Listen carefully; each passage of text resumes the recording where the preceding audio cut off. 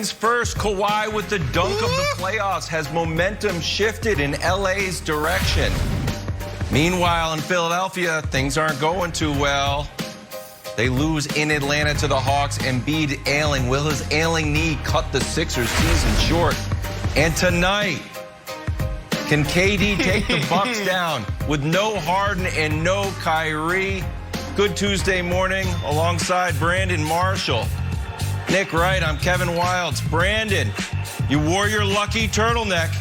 Can KD get it done all by himself tonight? Yes, he can. He's going to have to go for 45, and there he'll you get go. it done tonight. There you go. You're back. Nick. See? That's what Nick's been waiting there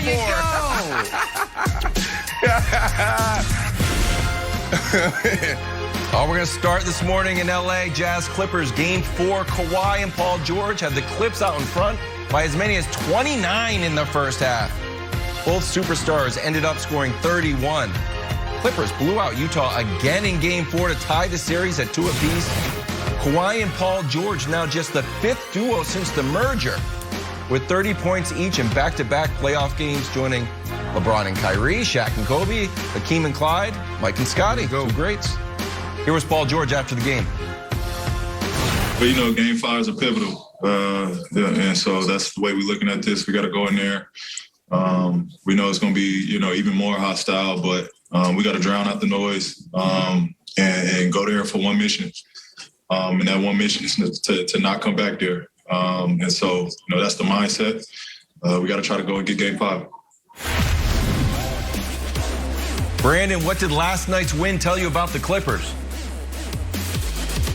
Okay, Dub, that the Clippers are in total control. And that's really interesting. A couple days ago, talking about this, you know, there was only, less than a 20% chance of a team coming back down 0-2 and doing it twice in a row. You know, the Mavs last series and now down to the Jazz, who the Jazz just took total control after, the third quarter in the first game. Man, this is unbelievable. It also told me that, you know, Donovan Spider Mitchell is a monster, bona fide superstar, but he needs Mike Conley. Like, he needs him. Where are you at, buddy? Yeah. Come help out your boy. It's a little too much for him. And the other thing is Paul George. Every time we talk about Paul George, every time Paul George talks, we're always talking about his mindset, his mindset, his mindset. Woo! There was a breakthrough. We're talking about 2 games in a row, 30 points. Where have you been? Like, I love the aggressiveness, Nick. I love that he just didn't care getting to the rim. Even when he missed the basket, you know, his response and how he was, you know, responding after a missed or bad play. That's what you need. There's sometimes players get too much in a therapeutic state, and you start trying to figure out the balance. You start trying to figure out how do you cope, how do you manage. And then there's times where you got, you know, I got to tap back into that savage that got me to this point. Now, off the court, off the field, you have to be in total control. But sometimes on the court, you just got to let loose. And that's what he's been doing the last 2 games. A lot of us haven't, you know, we haven't thought that, we didn't think that he was going to do that. And he did that the last 2 games, and that's why they're in this position. That's why they're in total control, Nick. Well, I don't know if I agree with you they're in total control, but I agree with almost everything else you said. On the Jazz side of things, they have 7 guys they trust.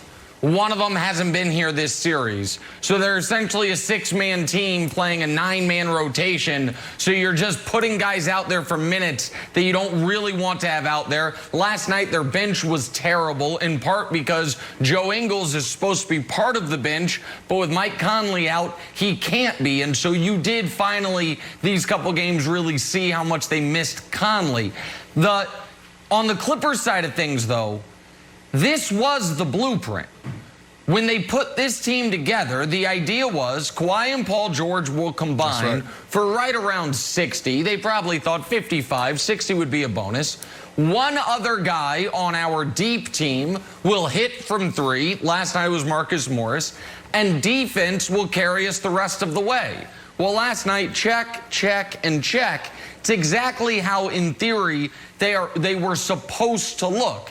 And the Jazz got the reminder, Wilds, that they shouldn't have gotten, that they shouldn't have needed to get, I should say, which is in the playoffs, you cannot punt on a quarter. It was 30-13 after 1. Game's over. In it's not impossible to come back from that, but against a really good team, unless something outlandish happens, you're probably not going to come back from that. It's what happened to the Lakers, by the way, in the final 2 games against Phoenix. It's like, oh, we'll watch the rest of the game, but it's over after the first quarter. You dug yourself too big of a hole. Where I would say the reason why I disagree with Brandon, the Clippers are in complete control, is 2 things are noteworthy. One is Utah has home court in this series, not the Clippers. So if it does go 7, it won't be in Los Angeles as it was against Dallas. And the other is this. The Clippers haven't won 3 straight games since April. They haven't strung 3 straight really good games together since early April. And so it's not shocking that they went home and took care of business. Maybe a little shocking they dominated these 2 games the way they did for, majority of both of these games. But I feel like the winner of Game 5 wins the series, and I feel like you've got to look at Utah as at least the slight favorite in Game 5, particularly if Conley can come back and give them a little something. Yeah, but I think they're monster favorites in Game 5. Here's the thing. Utah is a great team at home, and they're the Indiana Pacers on the road. They had the same record as the Indiana Pacers and the Lakers when they're on the road. So it's like, sure, the reasons why they were the #1 seed is that they were 31-5 at home.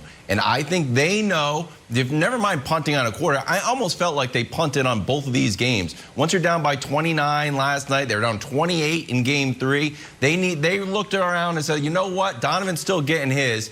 But for everybody else, they get to another level at home. And if you go 31-5 at home, Nick, they lost 1 game to Memphis in the playoffs at home, the one that Donovan didn't play. So Donovan hasn't lost at home yet. I think Utah has a significant advantage in Game 5. I do think they lose in Game 6, then they go back and it goes Game 7. But with home court advantage, they take it home.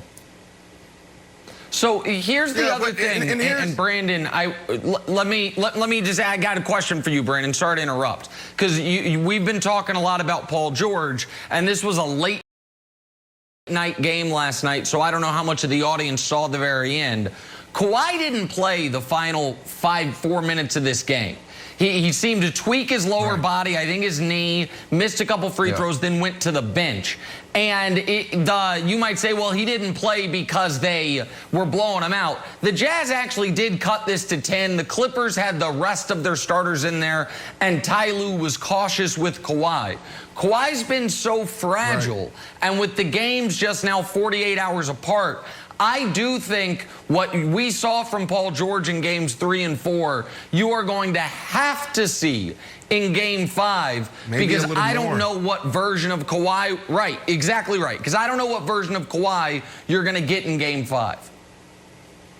Yeah, and look, this series is far from over, but when you come back from a deficit, down 0-2, and there's only been, a handful of teams that ever do that, and you do that twice, man, the mindset that you have and what that does to your mojo, that's everything.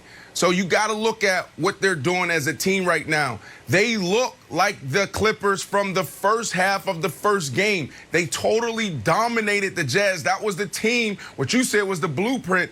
That was the team that we all expected to see when they put this thing together. You just said that. So we don't know where Kawhi is going to be. But at the end of the day, it comes down to Paul George. When you have a guy that you're counting on, we're talking about a superstar. We're talking about a guy that takes up so much of your cap, and he's just average. And then he all of a sudden taps back into the dog that you call him, that you signed him to be. Man, this could be lights out for him. Now, hopefully this is sustainable. Everything he's saying, everything he's doing, he needs to continue to be aggressive. That's why you saw a revitalized Kawhi Leonard. Kawhi Leonard's looking over like, oh, where the hell you been?